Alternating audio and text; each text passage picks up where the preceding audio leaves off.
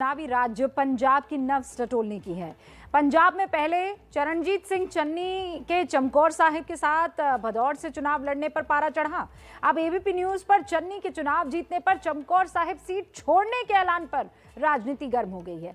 चमकौर साहिब वही सीट है जहां से निर्दलीय चुनाव जीतकर चन्नी का करियर परवान चढ़ा। तो सवाल यह है कि अपनी सीट को ही चन्नी छोड़ने का ऐलान क्यों कर रहे हैं? इसका जवाब आपको हमारे सहयोगी जगविंदर पटियाल और जैनेन्द्र की इस रिपोर्ट में मिल जाएगा। अगर दोनों सीटों से जीते तो क्या आप इसी को रखेंगे? पंजाब के मुख्यमंत्री चरणजीत सिंह चन्नी की ये रणनीति है या रणनीतिक भूल, इसका जवाब 10 मार्च को सबके सामने होगा। लेकिन चन्नी ने अचानक चमकौर साहिब के साथ ही भदौर से लड़ने का ऐलान ही नहीं किया, बल्कि मतदान से पहले एबीपी न्यूज पर यह ऐलान भी कर दिया कि दोनों सीट जीतने पर वो चमकौर साहिब से इस्तीफा दे देंगे। इसीलिए सवाल यह है कि रणनीति है या उनकी कोई रणनीतिक भूल। रणनीतिक भूल इसीलिए क्योंकि चन्नी ने जिस तरह से चमकौर साहिब को छोड़ने का ऐलान किया है, उससे वहां के मतदाताओं में क्या गलत संदेश नहीं जाएगा? लेकिन अगर ये रणनीति है तो क्या इसका मतलब ये है कि चन्नी मालवा से मजबूत आम आदमी पार्टी में सेंध लगा रहे हैं? सवाल ये भी कि क्या चन्नी का ये दाव दलित बहुल्य मालवा के वोटर्स को लुभाने के लिए है, क्योंकि चन्नी खुद दलित समाज से हैं। तो क्या वो अपने चेहरे के दम पर मालवा में दलित वोट खींचने की कोशिश में है?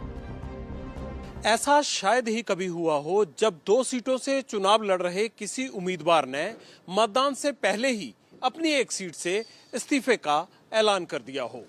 लेकिन चन्नी ने ऐसा उस सीट के लिए किया है जो उनका गढ़ रही है, जहां से चन्नी 3 बार चुनाव जीत चुके हैं। मतदान से पहले चमकौर साहिब छोड़ने का ऐलान करके चन्नी ने आम आदमी पार्टी के किले में सेंध मारने की कोशिश की है, क्योंकि वो मालवा में मजबूत है। हालांकि चमकौर साहिब भी मालवा रीजन की ही सीट है, लेकिन यहाँ से पूरे मालवा पर असर डालना थोड़ा मुश्किल हो सकता था। दरअसल पंजाब को 3 हिस्सों में माना जाता है। माझा जिसमें 25 सीटें हैं, दोआब जिसमें 23 सीटें हैं और मालवा जिसमें सबसे ज्यादा 69 सीटें हैं।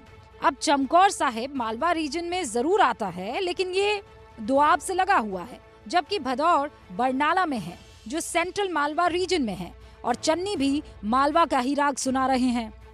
मैं मिशनरी आदमी हूँ और सेवा करने आया हूँ, समाज सेवी हूँ। राजनीति बाद में, पूरा मालवा इसको उठाना है, क्योंकि मालवे में तरक्की नहीं हुई, डेवलपमेंट नहीं हुई। अब चन्नी भदौर से भले ही निशाना साध रहे हों, लेकिन यहाँ भी उनकी राहें आसान नहीं है, क्योंकि इस इलाके में आम आदमी पार्टी का दबदबा है और आम आदमी पार्टी भी चन्नी को घेरने की पूरी तैयारी में है। और ये सीट भी आम आदमी पार्टी के सीएम कैंडिडेट और सांसद भगवंत मान के संसदीय क्षेत्र में पड़ती है।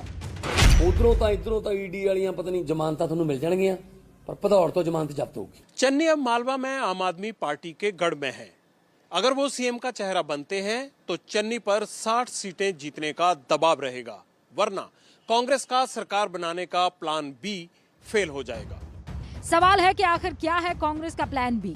दरअसल त्रिशंकु विधानसभा होने पर आम आदमी पार्टी और कांग्रेस करीब आ सकते हैं, लेकिन चन्नी के चेहरे पर आम आदमी पार्टी गठजोड़ के लिए तैयार नहीं होगी। ऐसे में कांग्रेस के लिए सिद्धू का चेहरा काम आ सकता है।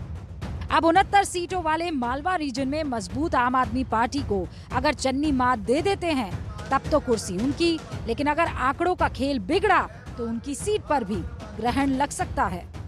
मैं मालवे का विकास वास्ते है, बाजरा ने लंबी का कर लिया, बाकी पीछे।